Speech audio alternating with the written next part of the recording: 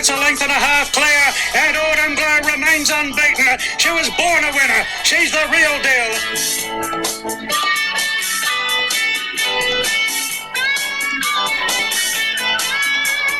Right up on the inside at the 250, she's an Alibi, slipped through and with acceleration put up 2 or 3 lengths in front. She's an Alibi with 100 to go, it's over. She's 4 lengths in front, she's 5 lengths in front. Autumn Glow just in front. Seapoles is trying to make a race of it, but now she opens up the shoulders. Autumn Glow got a length clear. We're looking at greatness. She's an Alibi, is going to scrape paint, breathe in, and drives up on the inside with Mystery and Drama. She's an Alibi, accelerates, clear to the front from Mystery and Drama, Salty Pearl. Off she goes, she's an Alibi.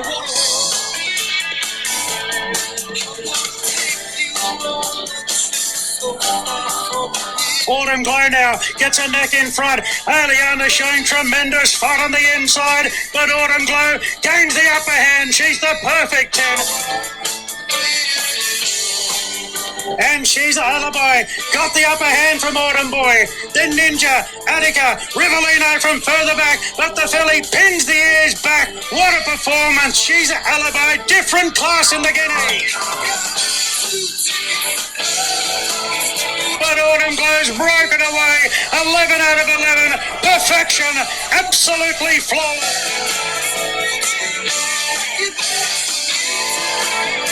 Here she comes. She's an Alibi. Is winding up down the outside, and the filly, look at her go. Oh my goodness, different class. She's an Alibi for Jamie Mellon, the first filly since the Great Sunline to do it.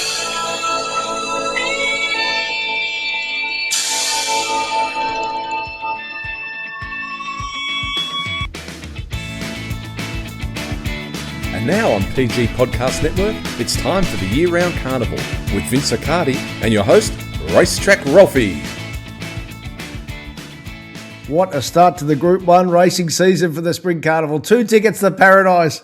She's a Alibi v Autumn Glow. What a beauty for the Winx Stakes, and Vince Accardi from Dudley Sexual is going to pull it apart on the Friday. G'day, Vince. Yeah, how are you, Ralphy? Can you believe it? Mate. What a way to bounce the balls like grand final. Yeah, grand final in round 1. Absolutely it is. Yeah. Fantastic for racing, being able to see these two. It's a deep card as well. Now, just a reminder right off the top that we're not doing an update podcast tomorrow, but there will be extra information on the race speed profiles. How are you going to be setting that up, Vince? Basically, well, there's a couple of things. Number one, the report for the track conditions, rail, technicals, that'll all be out tomorrow morning. The second part is the other area that I've been working on, and this is in conjunction, collaboration with Fable. For people that don't know, that's Anthropics, like their most advanced model. A specialised market report on the group races where it really works on the first 4 we have in the MAs and talks about all the variations going on market-wise and how we're likely positioned. Super. All right. Well, that's and if I didn't say it, I should have. Thanks so much for being a customer of our preview. We're going to dive straight into it, Vince. It's a soft track. I've looked at YR today. It looks like very little rain. I suppose we've got the typical Randwick surface with the rail true. The lanes will be in play. Yeah, and Sydney, well, if Rose Hill's any testament to what's going on, we might get a really good surprise with Randwick. Yes. Yep. Might race a lot better. Absolutely. So the G's. It's just an every horse gets this chance. Let's start off with the Winx Stakes. Even though it's considered a 2-horse race, doesn't mean there won't be opportunities. It doesn't mean it's worthy of a deep dive. The pace of the race is always the starting point of our previews for each setup. How are you expecting these to roll along? Yeah, well, the pace is always interesting, Ralphie. I'm just looking at, firstly, from a mapping point of view, I don't know if Lyndon's going to be that aggressive early. So Via Watt could pretty much go to the front and own the front straight away and not really have any contest.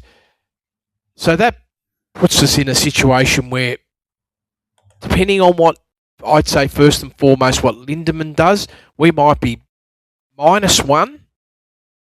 Lyndon wants to sort of put a little bit more pressure to ensure it's on a forward line position, we could go +1, maximum +2. I just don't see anything more than that. And now, mind you, it doesn't mean that Nash might want to be a lot more aggressive and go a lot faster. That's possible. He could want to do that. Just knowing Nash, that I don't feel he's going to have to worry about that. I just feel he's just going to go to the front and coast and maybe look to pinch the race somewhere a little bit deeper in the actual part of the section as opposed to early. So if you're looking at your early edition grid here, Autumn Glow sort of 2-3 from the lead, and then She's a Alibi a further 2-3 lengths back is sort of the setup here on the early edition grid. It'll be updated tomorrow. So let's start with the favourite. 12 starts, 11 wins. The only defeat was their last one in a brutal 2,000 metre race. I'd say to the eye, and also obviously seeing your data, that in the trials, it's been typical Waller trials, not do a lot, but obviously, as he's often mentioned, he does a lot more in his track work sessions. What level of performance are you expecting from this wonderful mare? Yeah, I feel, I know it's crazy. I actually feel Autumn Glow's a little bit behind past trials in terms of when I look at the intel. And I've got multiple preparations, so I have a reasonably good guide to give you some insight, Ralph, from my perspective. This runner, Autumn Glow, when it goes into a race, it's usually around that 5 lengths below benchmark off trials, that sort of range, 5 to 6, whereas it's coming into this setup more like 8 to 10. So I just feel that seems to me 2 to 3 lengths softer. It doesn't mean it hasn't been doing its actual hit-outs well. Even if you look at that very last trial, the last 200 metres, a pretty significant blowout, whether you want to put it to, they're not trying to do any more work, or the horse just needs to get that run to help it for tomorrow. But I do feel this horse is behind, and I'll be probably stunned if the horse comes with a really high performance first up. I mean, it's going to get a solid performance, don't get me wrong, Ralphy, but I'm talking about high performance, like coming out and virtually delivering. Like if you look at prep to prep, 2 campaigns back, it went first up +2. Last prep, it was +3.5. I'm not expecting this horse to come out and go +4.5 first. I would say it's going to be somewhere between 2 and 3.5 above, and well short of its best of, say, around +5. So the context for those 2 first up runs, last spring, +2 that you mentioned was over 1,100 metres, and its initial target was third up in the Epsom. I'm just wondering, Vince, and if you put the lens of the shorter break at the start of the summer prep compared to this one, I think that's more of a comparison. I'm just wondering if he's still got the Cox Plate in mind. Well, that means, and we'll get to She's a Alibi, both these mares, as great as they are, they've got goals 6-8 weeks ahead. Yes, they do, Ralphie. No question about that. So this is my expectation. Of course, they always have the challenge. I know we've got the Autumn Glow's got the one blemish on its name for a third. Everything else is all first. So maybe they want to look to try and reunite that. But from my perspective, if there's any vulnerability, it's going to be here now, first up. All right, so let's get to She's a Alibi. Again, if you're looking just at raw numbers first up, you'd say she's vulnerable, but you got to look beyond raw numbers, surely, with this mare. Yeah, well, that's true as well, Ralphie. The only difference, realistic, is just the way the horse is trialled. It's been very, very sharp, so there's going to be a big signal. This horse is going to rip right through that first up performance of 0.7 last campaign, and then it was second up. It was 4.7 at a mile. I feel that this horse is already trending towards -1 benchmark off the jump outs, Ralphie. So we spoke about it Monday, but for the customers today who weren't members, just put a bit more meat on the bones of that Sandown jump out that you saw. The Sandown one, or you mean the Pakenham one? I think. Oh, it was. either. Yeah. Okay, so let me just open up. Sorry, the it was file. Pakenham. Yep. Yeah, sorry, yep, that's all right. Yep. No problems. I just wanted to make sure. I go, hang on, have I missed something? It's possible, Ralph. Yeah. I'm not going to surprise myself to say that's not possible. All right, here we go. Okay. And the second was to the first. She's trialled twice. One was to Ole Dancer, who's a very smart filly in her own right. Now she's running tomorrow at Sandown, and the other one was on the 11th. Yeah. So just pulling this file up, Ralphie, now, and just getting this intel right. So it was along the back straight, 1,000 metres. What was really clear here was, this is where I focused on, Ralphie. I was putting in big focus between pretty much the last 400 metres of this actual jump out, and this is just really to bring home a good way to assess this horse is the acceleration, and what sort of acceleration are we seeing from the horse to give us some insight about how forward potentially it can be. So pretty much from the 400 to the 200 metre, the acceleration was 10 lengths. That's big. That's a massive, it's more than 1.5 seconds in terms of hard kick down. And the last 200 metres was +4, extremely aggressive. The horse was coasting. It didn't even move, and it did that. So I felt I could understand, in my view, why the Moody team says, yeah, we're ready to go. We're ready to go, because if the horse wasn't ready to go, Ralphie, that squeeze over the last 400 metres would have been half that. And then you would say to yourself, geez, it needed that run big enough. It needed that jump out big time, and it's probably not enough. So, I don't know, Ralphie. I'm sitting here saying we've got 2 kick downs. We've got the first one, which is the 8 to the 4, was 5 lengths, followed by a 10.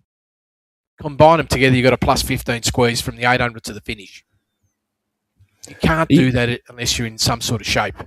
Are you saying on the numbers, and we'll get to whether they're betting opportunities or not, but are you saying on the numbers that at this stage, She's Alibi's jump out V trials, because you've clocked both, says that she's maybe doing more than Autumn Glow? Let's put it that way. Well, I don't want to say more, right? Because not better, but more. Yeah. And more under a stranglehold. Yes.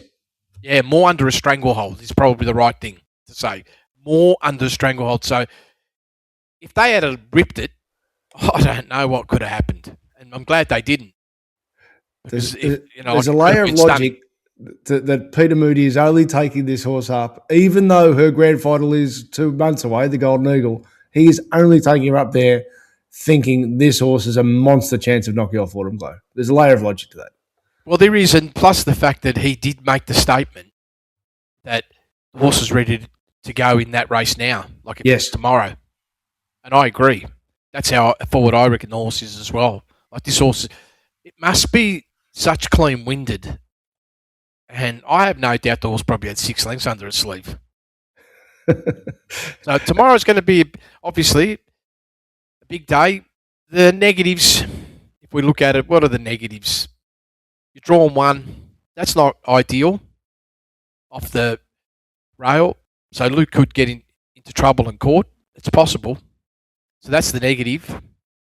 Got to get the split. You know the best lanes are 6 to 12 off the fence. They're the fast lanes.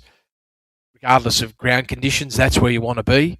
Yep. So you know this horse is going to be nowhere near that. And you may have to find angles to get there. It's not going to just happen. And it might happen very late. So they're probably the downsides. Now the sheer sprint, I'm not going to sit here and say it's going to outsprint Autumn Glow, but it will have to give it a head start.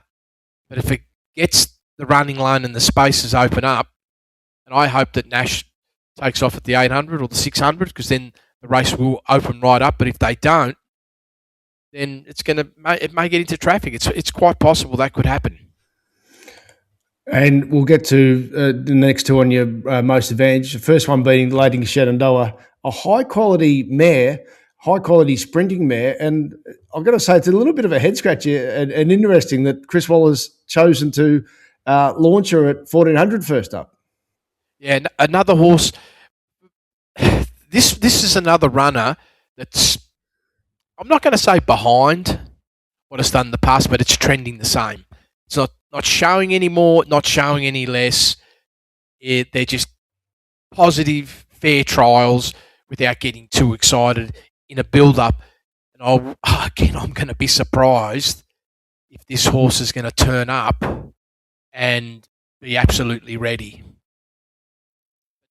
The reality is why I have marked it as being a threat is, number one, positioning running looks like it's going to get the golden run. I just can't help but feel it's going to get an excellent position. And given that the tempo is not going to be high level, this horse has got a lethal 400-metre sprint, and that makes it extremely dangerous. And that's my main motivation for giving it respect and keeping it, because not that it's the most talented horse. It's definitely not compared to a couple of the others, as we know. When we look at the 400-metre acceleration, it's as good as, well, question marks, subject to She's Alibi, it's as good as anybody else.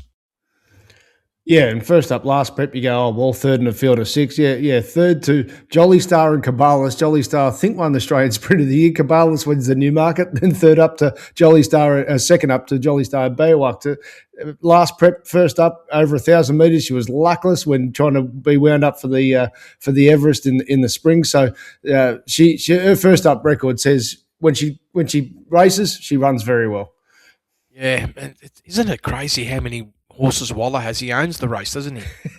Well, and the other stat that my head nearly rolled off when I read it was 14 runners, 13 of them have won Group 1. So I won't spend forever on this race, but we could because, there are other betting opportunities. But I'm sure a lot of our customers will be looking to take a trifecta or a first 4. I'm gonna take one for charity. And the other one you've got is in your first 4 is Fangirl. Well, tell me a more faultless horse than Fangirl. Yeah, and her trial was slick. That's why I know it's a much older horse, but the trial was so sharp. It was 850, slightly, not perfect from my perspective, but again, monster acceleration, excellent simulation over the last 600 metres of an 850 trial was, in my view, like the perfect scenario of a race pace. This is big, and it was like massively better than the one before. It was like a 5-6 lengths improvement and got real simulation over the last 600. And if I look at the 2 trials, the one before on the 31st of the 7th, the horse actually blew out in condition over the last couple of 100 metres to the tune of around 3 or 4 lengths. Whereas this time, it did blow out, but it was far more aggressive trial in terms of performance and putting it under the benchmarking microscope. So I feel this horse is absolutely ready to come and play, and I feel I've got 5 preparations with this horse on trials, Ralphy. Yeah, this is as good as I've ever seen a trial. Wow, it's 8-year-old mare. So the extra layer on that, Vince, is that unlike a lot of horses who come here off a long break, this is almost bounce theory 101, isn't it? 70 days between runs. I don't know how she's not going to run a big race wherever she finishes. And this is what I feel. So there is a possibility this horse could test that line of 3.4, and this is going all the way back to February 25. There's a big chance that horse could do that, and that was first up 1,400 off a 98-day break. This is slightly shorter. Horses, I feel, going better than going into that race, even though it is older. Of course, it's a get-back runner. It's not going to miss the lanes, though, Ralphie. Yes. So that's going to be a big plus, right? And I don't know if Tommy Berry's ridden this horse. I haven't looked deep enough, but certainly he hasn't for a long time. And I think he's almost the perfect rider for that type of setup. Yeah, absolutely is. And they get a bit of movement going as the race rolls along.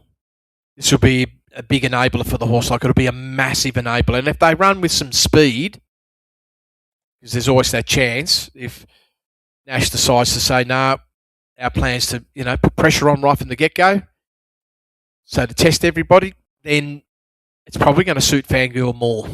But either way, I'm expecting this horse to run a monster race, because the intel's clearly stating this horse is going in the best ever shape, and there we are. What is it, a 7-year-old mare or 8-year-old? 8-year-old, just 8-year-old, yeah.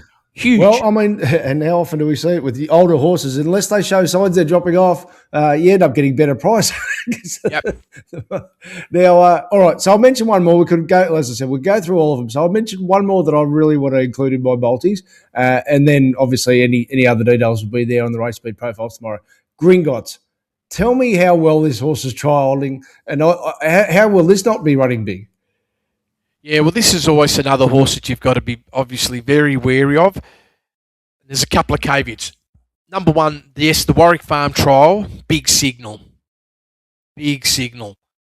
Absolutely airborne is what that trial's indicating. And it was 1,000 metres Warwick Farm. I look at I'm definitely looking at race simulation over the last 3 splits with a little bit of a hold up. 6 of the 4, 0.5 below, 4 to the 2, 2.3 below. Very solid last 200 metres, plus 1.6, probably in the top 4 of all its trials. Overall score, minus 3.1. PB, this is trial-wise. We're not going out to get PBs. Yeah. They're just running under their own steam. But what this gives you a sense of, if I compare it to the prep before, the horse was trending about minus 6 before getting into a race. Now it's trending 3 lengths better. So that's the first sign of it being airborne, Ralphie, is when you start seeing that. So from all those perspectives, high. My question for me was, because I was really looking to see whether it could slot itself in as a firm top 4. It has to come to a new PB. Now, I'm not saying it can't do it. Yeah. But it has to come to a new PB to measure up to at least 2 or 3 of these horses. And that's what I couldn't find. Because this horse here at 1,400 metres is genuinely, I'd say, a length and a half off its absolute best, which we have to go back to 24 when it did a 3.7. In the last 2 preparations, what we've seen is we've seen about a 1.4 to 2.1 range. Now, could this horse come out being airborne and hit the board at 3.7? If it did that, if it actually did that performance, Ralphie, then it's a live top 4. Lovely. All right. And there's been money for it too. Yeah, absolutely. I'm nagging. It's nagging at me. Ethan Brown's gone up there to ride it, and I assume he could have had a good book at Sandown. Okay, this is a Friday morning caveat. The final edition will have your race speed profiles and your thoughts. Are you thinking of backing She's Alibi, given you have a place on side mentality? Here's the crazy thing. If it was drawn 5 or 6, absolutely. Drawn 1, I don't know. And that's me being candid. Yep. I don't know whether I want to step in. I don't want to back Autumn Glow, not because it can't win. I've got to trust my work. And it can win. And I'm not going to say it can't be first 3 for sure, right? Yep. But my view is I just feel like it's one runaway, and if things don't turn out, maybe that just ends up winning him with a soft figure. But She's Alibi is the one that I'm centrally focused on. But I am not wanting to make a call because I really need to think about this barrier 1 and what's it mean, because I don't see the horse being a couple off him. I just feel like that's not going to happen like that, and that's my problem. Yeah. Well, I mean, market-wise, it's currently low 3s, Autumn Glow's $1.80 range. So there's no way you won't get $1.30 to play She's Alibi if you play. So that's I'm pretty confident in saying that. Sure. Okay. We'll just quickly go to race 10, even though it's not one of the strong races, but for those taking quaddies, the favourites for the race are Call Me Gorgeous and Columbia Blue from Erno. What's your thoughts in race 10, the benchmark 78? Yeah, reasonable speed, nothing of high level, just good reasonable speed. I feel the starting point for myself is Columbia Blue, and what do we do with a horse like this? Number one, love the fact that obviously Nash is on it. He's just such a great rider, as we know, Ralphie. The fact that where I like it in the cycle, number one, the cycle of the campaign, being in the money, all 3 starts, pretty much trending now upwards in my view. On that last run, 2 lengths below benchmark, ranking 20th best of the day. It was all fair and reasonable, but I just felt the best part of the work was over the last couple of 100 metres, and the opportunities there now to sort of test that Canterbury run, which was a half length above benchmark. I feel the horse is ready to do that, and this is the right race shape. Now, I feel that the low might be a -1, and the high is going to be about a half above. Anywhere within that range, the bottom end of the range, pretty much would slot you in as being competitive, top 4 finish. You might miss the podium. If you get benchmark half, you'll run first or second. So that's how I see that horse. I don't personally like the race, Ralphy, myself, but that's the only horse that I showed any interest in for me, unless you found something else that you would like me to talk about in that race. Well, I did put Call Me Gorgeous in Sizzlers from its first up run, and, looking at that sort of bounce theory, 84 days between runs, and it was over 1,000 metres. And I don't think it could have done any more at 1,000, particularly under that race shape. 1,200, middle barrier, and it's got a Hong Kong profile that sort of says to me that, it missed nearly a year's racing, won its first 2 starts in the autumn. They gave it that break, and I think tomorrow's the day where it shows what it can do now it's back in Australia.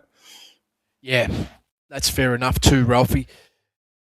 I felt the first up run was good, in line with how the horse had been trialling, and turned up and made that improvement, even though it was 1,000 metres, well short of the number. And the last 400 metres and the 200 metres, particularly like the last 4.3 above, they're all very, very solid signals. At the moment, this is my challenge with the horse, is, in my view, it's about a -1.5 to 2.5 lengths below benchmark horse. It's trended to pretty much that line first up. Now, the trial wasn't indicating that this horse was going to be really screwed down. I feel that this run has now taken it to its top, and it's going to test it, but how much more could it improve? So in my view, it's going to be looking more to maybe a couple of the others not turning up, but it's definitely a live first 4 chance, Ralphie, for sure. Sure. All right, let's get to the better races. Race 8, the Show County Quality. Well, my headache starting point here, Vince, is that who's the 1,200 metre horse here? So that to me is interesting as far as the market's concerned. Campione d'Italia, mid-3s, from Soothsayer, mid-4s, and then Enriched, around about $6 range of Machelade, and also Midnight in Tokyo and Disney are single figures, showing that the market at the moment doesn't know either as far as your race speed profiles are concerned. Race morning Friday, Soothsayer, Campione d'Italia, Machelade and Enriched, and you did make a big chat about Campione d'Italia a couple of weeks back in the members bonus. Yeah, well, obviously that's the big danger horse for me, Campione, because I actually like this race, Ralphie. Yep. And my view was, when I was doing the work, is Soothsayer has got to be or Soothsayer. How do you pronounce it, Ralphie? Yeah, that's the runner that, from my perspective, is the one that I'm sort of very keen on understanding. What can we expect from this horse first up? I just feel that this is the absolute right race. This horse turns up and races very, very well first up. Yes, it's a 7-year-old. Trial-wise, I feel like they've got it where they need it. Of course, when they're older, they may take a little bit more time to come to where they need to. But this is a runner, because it's a short break, Ralphie. Yes, residual fitness. Yeah, if it was a long break, and you've got to remember where it came from last campaign and where it is, I just feel they've got this all spot on. Yep. And my view is, big chance, if you're ever going to do it, this is the race where you're going to test your PB, because when they've had such a long layoff, obviously they've had problems, Ralphie, and they're always a run-to-run proposition. And if you can't get it first up, you might not get it at all. And I just feel here it is. And just short break, here we go. We're ready. Race shape-wise, it's got Barrier 1, which, we just spoke about with She's Her Alibi, but in a sprint and a smallish field sprint, maybe nothing gets the lanes. Well, either way, with this horse here, the plus sign is it's going to be camped right up there. Yeah. Rachel's pretty good. She definitely knows where the lanes are, and I don't think she'll be looking to go on the inside them if she's behind them. She's going to peel out. That's what I feel. is a high probability of happening that she'll peel out. And if nobody wants to contest it, then she'll take the front and she'll just gradually take herself off it. And the big danger is going to be the Campione, the Tali. That's got to be the monster danger in the race. So 3-year-old taking on the older horses. Grand final will be in 2 starts' time, the Golden Rose. Obviously, it showed a lot in its first prep. It probably has to come up numbers-wise, but that's a logical thing to expect as a 2-year-old into a 3-year-old. What have you seen so far? Probably the first part that I liked is the big improvement from one trial to the other. It's about 6 lengths. So that was the very first scenario. And the second part was that I love the fact that it broke benchmark over the last 200 metres in that last trial at Warwick Farm. So not only did it improve 6, it also broke benchmark very late, which is a big signal about where this horse is trending. Now, it is a different trend to the previous campaigns, but it's now ready to put a big leap forward. And if you can't, in my view, turn up and run well here, maybe you're going to have some challenges. Yeah, it would be running well. But I just position running as a query for mine, given that its grand final will be in 3 starts. But equally, I suppose the flip side of that argument, it's a stallion and they'll be looking to build the stallion profile. So I don't think that Mr. Waller will be wasting a run. No. Yeah. Just before we move on, so it looks like at this stage on Friday morning you'll be looking at Soothsay, is that right? Well, that's a horse that I'm definitely interested in, yes. Yep. And just put some meat on the bones, Macho Lardo. It's had a stable switch again. It's his second prep with this stable. I put it in the trials, Sizzlers. I loved its trial on the 7th. My nagging doubt is we haven't got a 1,200 metre profile with him. Well, that's got to be always a challenge, right? Yeah. The reality is the trial was very good. Probably wasn't 100% happy with the way it blew out over the last couple of 100 metres. It was quite significant, the blowout. Now, maybe that was a signal that this is what it needed to tune itself up to be ready for this. The reality is everything sort of points to longer, and the big key, though, will be the race shape. If they run slow, extremely dangerous. If they run with a little bit of tempo, then it might be needing this run to get ready for longer. So that's the challenge, longer. All right, let's get to Silver Shadow, race 7 for the fillies, 1,200 metres. 3 deep in the market in Cherry Bombshell, Pembury, Agrarian Girl. A couple that we've been mentioning, be either at trials or Agrarian Girl was in Sizzlers when it won first up. What have we? How are you expecting this race to unfold speed wise? Well, it's a good race, Ralphy. So I do like that. Striking Alibi does come out, by the way. Okay, well, that's good to know. That sort of softens it just a little bit in terms of pace, because I thought the speed would be even. Now, with Striking Alibi coming out, we're now probably looking benchmark -2 and perhaps better control for Timmy Clark up front. Big possibility that he's going to have a lot better control, because Tommy was always going to be a little bit of a problem for him. And now if that's come out, I do feel this makes it a little bit easier. But ultimately now the question will be, is the horse going to be good enough to be able to win this race? And the score going to come down to the shape. It's only had a couple of starts, so if you look at him from a run point of view, you can't get a real lot out of it other than the fact is it's showing some signs of ability. This is the big thing. But the trial, when I look at the trial, and the one that I probably gravitated to firstly was the run on the 20th of the 7th, that trial. Now, it was 7:45. It's not ideal, Ralphie, but I really, that was one of the top 5 trialers of the morning. I felt that it was very solid, and it sort of franked it when it went out at that Rose Hill trial.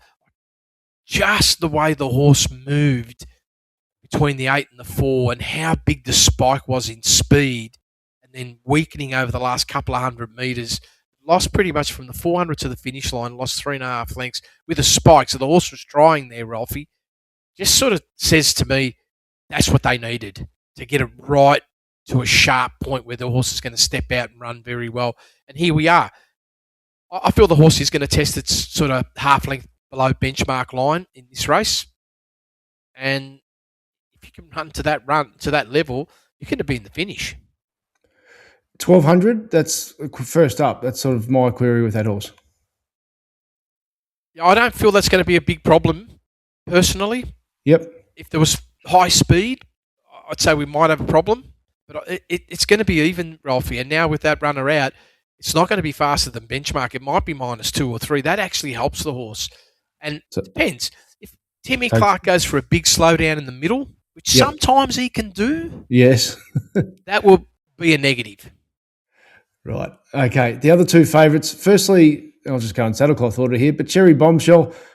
Just mentioned the Match Alade trial. I thought its trial was absolutely on point, and I note that Ben Thompson rode it, who rode her in the races, and came down just to ride it in the trial, and he's having the day off Queensland and riding it. He must be very happy with this horse.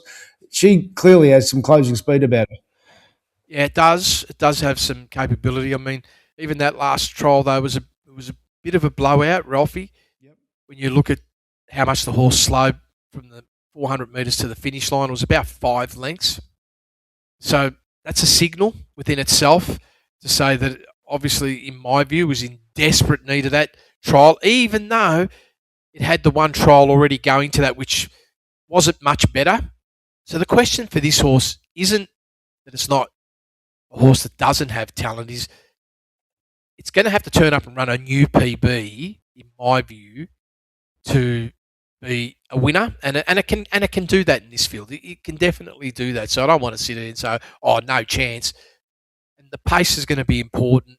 If they run orderly, big chance. So if you like a horse like this and you're confident there's not going to be a lot of speed, this is fine. If there's tempo for whatever reason, they want to run more aggressively because the ground and the speed in the ground is quicker than what they're anticipating, then maybe it's a question mark. From the widest jaw, which usually when it's J-Mac and the Wales jaw at Randwick, that's a plus is Pembury, and how are you seeing her progression coming to this trial, to this race rather, first up? Well, this is a horse that's got some talent. What I like, probably from a trial point of view, more than all the others, I don't know if you've had a look, Ralphie, but if you look at the last trial at Deegan, and you see what it did there. Now, firstly, it was 1,050 metres, which is just... If you're wanting to set a horse first up, 1,200, when they get up around these 1,000-metre trials, and look where they went. What can't be denied is the clock. The clock was stunning. Last 400, +4. 8 lengths squeeze in the mid. This is from the 4 to the finish line, Rob. Big squeeze there. And then I look at the micro splits. Last 400, 100% race simulation. We went from 6 to the 4, 2.5 below, to +1.2, 4 to the 2, +2.7 last 200 metres, and looked like there was more, and still got into the top 15. So I'm just sitting here, Ralphie, and I'm saying to myself, this horse is ready. This is exactly what you need to be able to turn up and run big first up. Now, what do we need? We need 2.4 to be competitive. So what I worked out, Ralphie, is there's no way the horse off the trials, realistically, is about a -4. When I do the variations, run the race matrix, it's come in -4. Got to allow a little bit for that extra slow, first section. I do believe this horse is going to absolutely obliterate its PB of -2 and could run benchmark first up. And that's a horse that I'd be like, the question is, do you want to take it on or not? Because it's going to get the gold. So at this stage, it's certainly in your thoughts for tomorrow.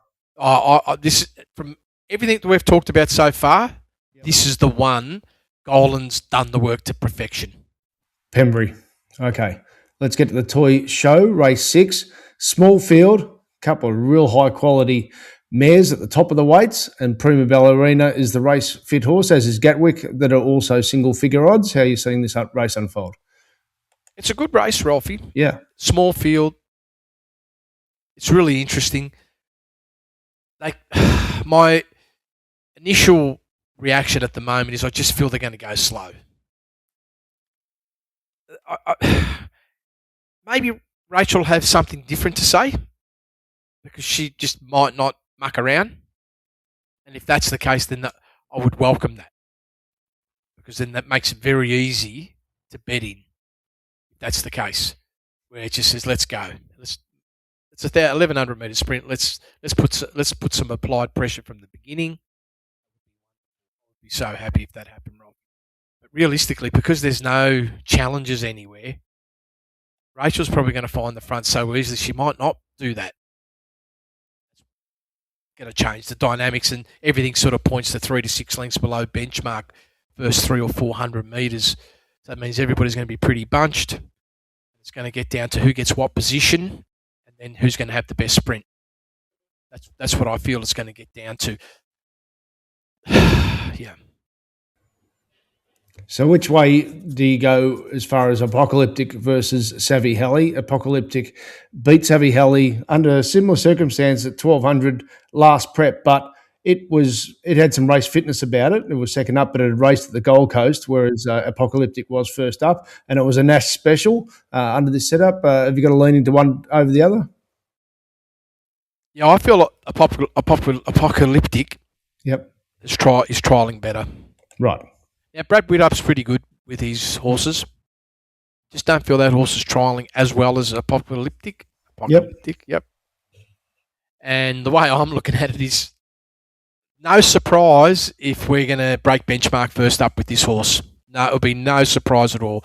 I just feel if they go slow, I don't feel that's going to be a problem either, because this horse has got a big sprint. But if they can get to even speed, I think the money will be easier to get. Like even easier to get with Apocalyptic in this small field. Lovely. Let's get to race 5, the Premier's Cup. 2,000 metres, beware the unlucky runner. Well, it was Boniface unlucky. So a few of these race against each other last start, including Boniface that had not much luck. And then there's horses like Budgie Smuggler, who's very, very promising stayer off that little freshen up. And so you are coming from the Grafton Cup, but Methuselah was a horse that I put in Sizzlers. So let's pull apart this race. Yeah, it's an interesting race. It's pretty even. I don't feel there's a lot between a group of them. It's a small field. Not sure if it's going to be really tactical, like a tactics race, because I feel there's got to be some speed. Just when they're small, Ralphy, depending on what changing of the guard and Timmy Clark's got in mind, and even Nelly Lalex, what have they got in mind? Are they going to just say, well, we're a tiny field, let's not go crazy and go very slow? Well, blinkers off, changing of the guards also a signal, isn't it? Yep. So I've marked it average, but we could go -6, 10. Right. And so when that happens, and this is always the threat. Now, when you have a field, generally speaking, say 12 horses, 14 horses, because you've got to jostle for position, just creates a little bit more energy through the first 500-600 metres. And that sometimes gives a little bit of distortion and just creates a bit of tempo. When it's small, it's not going to take much for everyone to find their spot.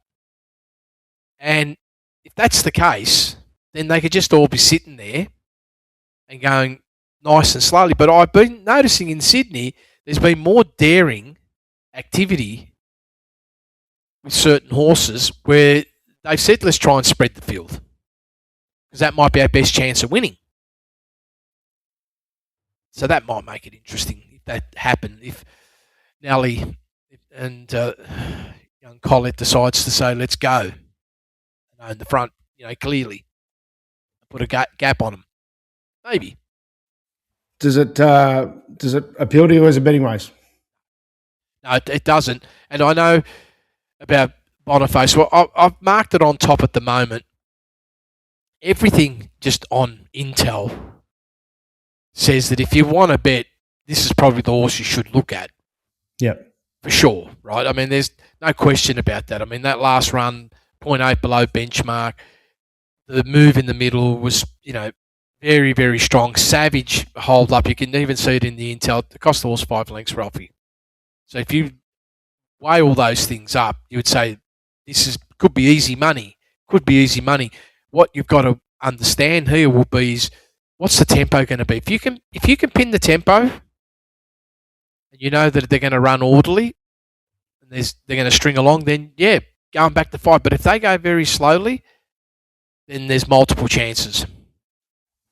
All right. Well, there's a couple other races that I think are quite interesting. Races 3 and 4. Race 4, it's over the mile, and there's a horse who's got significant promise, and I think there's an incentive for them to come to play first up, which is King of the Sea, the import. It's got a benchmark rating of 79, and we're going to talk weights and that, but I'm talking from that perspective. There's every incentive to come to play and win and get its rating up for the better races. It's no doubt been bought for. So that's the context there. And J-Mac book. So they're not going to muck around here. J-Mac actually rode the second favourite last start, Vista, and we'll get to the monster change in circumstance that she had from a Muswellbrook win. But she's obviously going very, very well. I can't see the market overly liking Braithnock replacing J-Mac, nothing personal, but that also sometimes can create an opportunity. How are you seeing race 4 unfold? Yeah, so what do you reckon the reason why J-Mac's on it? No, he wouldn't be able to ride 53. That's the reason? Only reason? No, I don't know, but I'm saying okay. that part of it's a statement. But the other one, I don't know. I assume they said let's get you on King of the Sea because we want it to turn up and win first up. Yeah, well, they should be excited. He should be excited because the way that horse trialled over 1,000 metres of Rose Hill over the last 3 sprints, those splits, you would just say to yourself, my God, what's this? What have they done to this horse? Right. You have a look, 6 to the 4 minus 1.2, 4 to the 2 minus 1.1, plus 1.3 last 200 metres, 1,000-metre trial. The horse is already wanting to be a lot more aggressive. That's a big signal. A very big signal, Ralphy, that this horse is more than ready for a big showing first up at this distance. Like, I actually feel now, I know they went first up Caulfield off a long break, different trends, completely different race shape. There was no chance the horse could get into a scenario. See, what this horse needs is pressure at least the 800 to the finish line. Not where we're going to stroll along 10 lengths slower than a hurdle race. And then you're going to warm up. And that horse did warm up first up last campaign. I mean, the monster move in the middle was massive, right? It was like virtually in excess of 30 lengths. Then it's still put down a plus 4.9, but it's all too late. But if this is not going to be that shape, no. This is going to be, we're going to roll and we're going to run with some tempo, and this horse is going to wind up like a beast over the last 800 metres.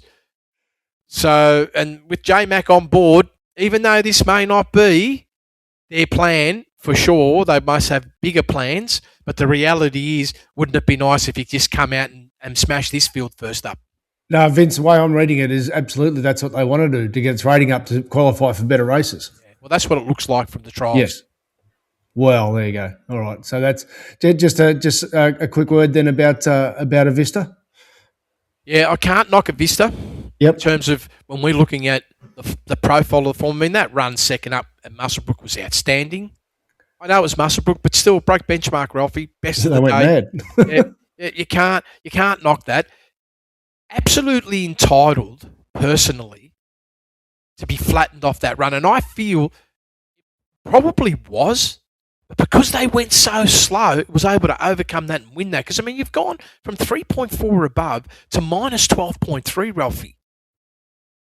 And that day, the reason why I would say the Muswellbrook run was flat, because if you look at it, the combined sections, plus 3.4, plus 0.4, plus 5.5, it was a 9.3 on the Raws above benchmark. That, to do that second up with such a big high lift, like on early speed change and even mid change, was just showing how good this horse is going. So I'm expecting a big rebound, and the only horse that's going to give any test to the King of the Sea. We love that with big fields, because it creates tempo. And what's the old racing saying about the bigger the field, the bigger the certainty? I think that's where it comes from. When you can create pressure, you can sort out the best talents. Okay, race 3. This is mid-race 101 to me, Vince. Our lead Chasseur got beat last start. it was in the wrong spot. And then, if iPark won the race, but if you look as a matchup from the mid-race, that's going to tell you a lot more. Yeah. Yeah, interesting race.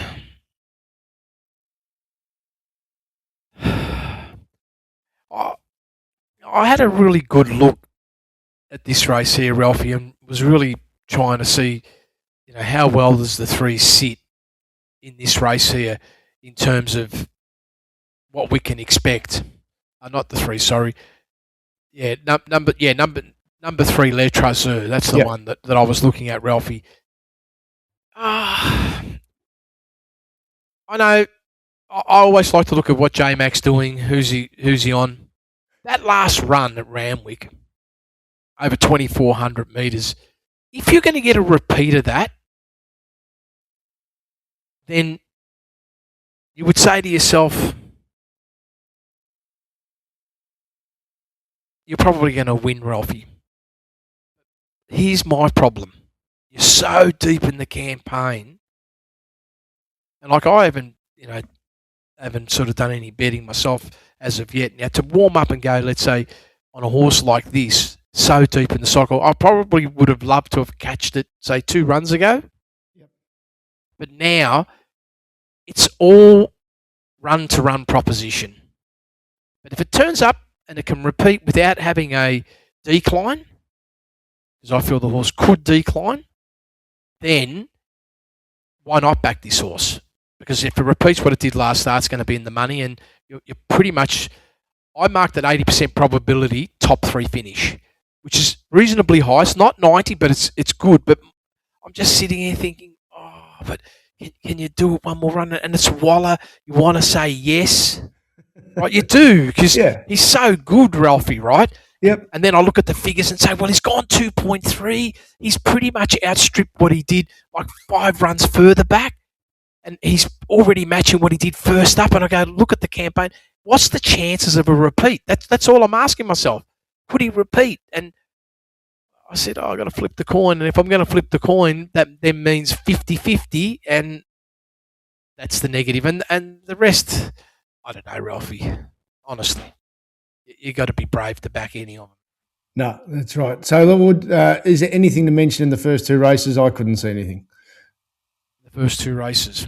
So you got the midway race 1 and the highway race 2, usual program kickoff, but I didn't think there was anything that sort of stood out. Other than I noticed you got Mellotide on top, and it is $12, so it's not a bad price.